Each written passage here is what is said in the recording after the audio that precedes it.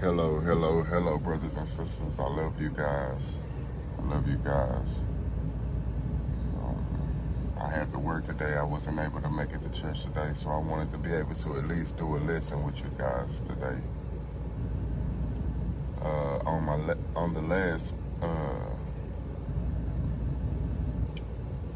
On the message, crying Abba Father,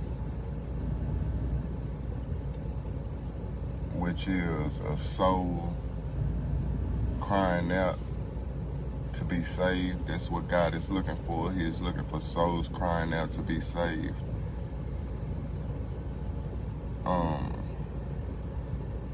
And it's also what it means when it says calling on the name of the Lord, is when you're really calling on Him for a change. You're really calling on Him because of issues of life.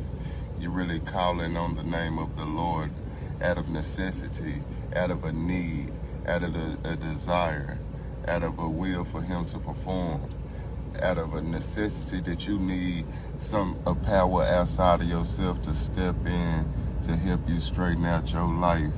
And that's what God is looking for, a soul crying out to be saved. But I touched a little bit about profane language, because I talked a little bit about bringing power back into the Word of God, bringing back the things that He initially meant when He gave us certain commandments, and the things that He initially meant when He gave us certain ordinances and certain testimonies,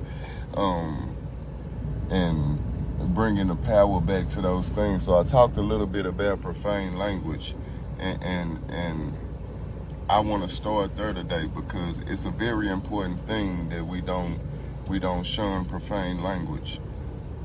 And the things of God always have a duplicate meaning in the world. The world always comes up with its own meaning for the things that God say. And a lot of times it pulls power away from what God is really saying. And profane language is one of those things where we lost the actual meaning of what it meant to God, and we picked up the meaning of what it meant to the world. A lot of times people shun people for using certain 4 and 5 letter words, and think that because they use those words that they void in a relationship with God, that they can't have a relationship with God. But when God was actually talking about profane language, this is not what He had in mind. And they give an example of it, I think, in Matthew. I do have my Bible. Matthew 5. I want to say, let me see. Let me get there, because I might be in the wrong chapter. But He gave an example of it in Matthew, where He was saying, whoever says to his brother, Raka, which means stupid, is in danger of the council. And whoever says you fool is in danger of hellfire. Let me see, I'm in Matthew 5. It may be around 33.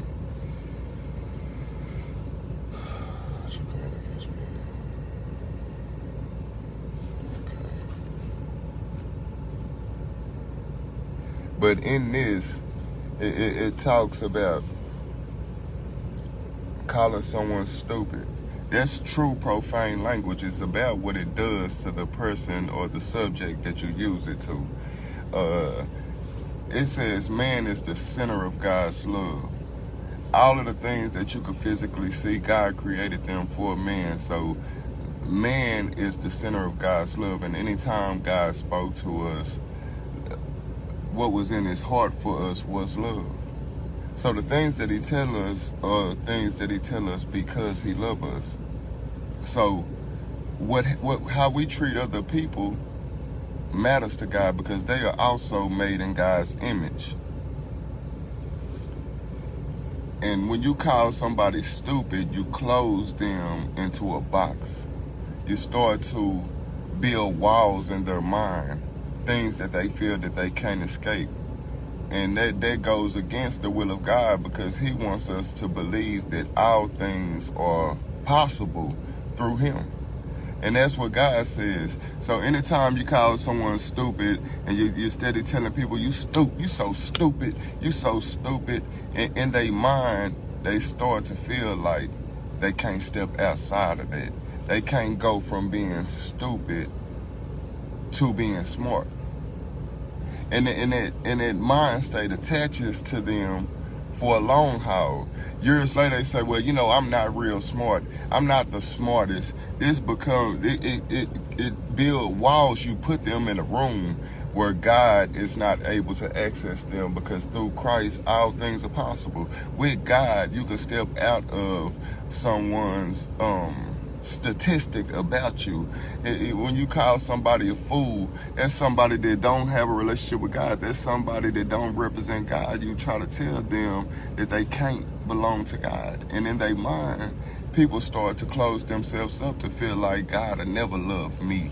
And that's something that is profane, because God say that whoever commits the most sin, this person, if we're converted, will love him more than the person who feels like he hasn't committed any sin or barely sin. I've really been good my whole life. They feel like they're entitled to their relationship with God, versus someone who feels like, man, it's no way God should be loving me, and he loves me, and you'll be willing to go so much further for God. This is how God sees it. So when we use these type of words on people, we really close them in.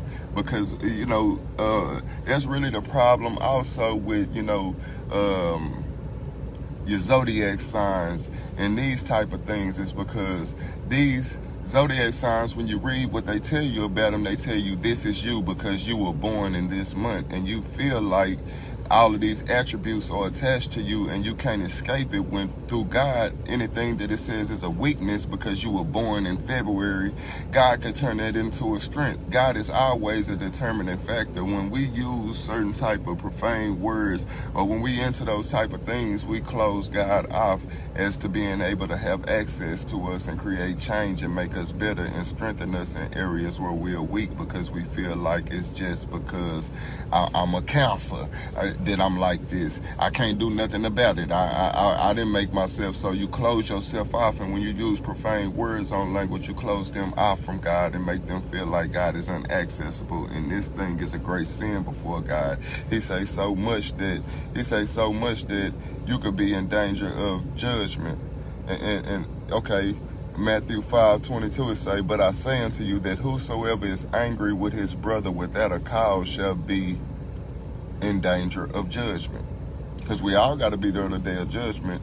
And now he says, and whosoever shall say to his brother Raka, which is stupid, will be in danger of the council. So, you know, you calling somebody stupid, you closing them off from God, saying that God can't take that person that was not the smartest and then give them the wisdom to be smart. And God say he take the foolish things of the world to conform the wise. So this goes against God's whole concept, because he say, I'll take somebody that's foolish, I'll take somebody that don't know nothing, and I'll make it amaze the wise people of the world, where they can't understand where the wisdom is coming from inside of that person. God say, I'm a determining factor. I take the foolish to conform the wise. I take the weak to confound the mighty. I would take somebody that you deem not to be strong, that you deem to be weak, and I make that the person that amazed the strong and mighty man. That's who God is. So God has always changed the predicament. He is always a determining factor. He is always a presence that will be felt. He is always something that he could take something from the shadows and bring it to the light. He could take something weak and he can make it strong. He could take something dumb and make it smart. And when you close people off from God in these ways, this is the true profane language. And some people are starting to understand this, and they still use curse words, and then it becomes a conflict. It becomes a conflict because this person has knowledge to be able to share, but he can't, because he is so stubborn and bullheaded to where he don't want to discipline himself to not using what they deem to be profane language. And that's how we do, because discipline goes a long way with God. See, if the church says, hey, you're using these type of words, hey, we can't have nothing to do with it, and you say that's not what God meant by profanity, and I'm gonna use these words, you would never get put into the place to where you could speak and make a difference. You want to contradict what they know instead of adding to what they know. You know, a lot of times we want to say, what you talking about, you don't know what you talking about, and by doing that, you never get yourself in a place to where you could be effective with them people. Because, you know, if you was to discipline yourself to be able to speak and not use those words, they might work with you and open up to you and listen to you, may put you in a position to where you could speak and add to what they know, the thing that you felt God really meant. But because you want to be at war against this person, this person never open up their heart to what you have to give. Discipline always goes a long way. That's why you see Paul say, hey, all things are lawful for me, but hey, if it's a problem to you, you know, I won't do it. You know, hey man, you feel like, you know, I can't eat pork, you know, when I'm around you, I won't do it. See, he wasn't that type of person that wanted to be conflicting. He wasn't that type of person that always just create a hassle out of nothing. He was like, for the sake of us being able to walk together, for the sake of the gospel, and to be able to further what God has given us, for me to be able to bring out what God has given me in the presence of these people and have them accept it. Hey, it's no problem for me to cooperate with what you feel is necessary. That's the position of somebody that belongs to God. I'm sorry, y'all. My boss is calling me. I wanted to go into more and talk about the talebearer, but I love you guys, and I need to talk to my boss, so I will see you soon.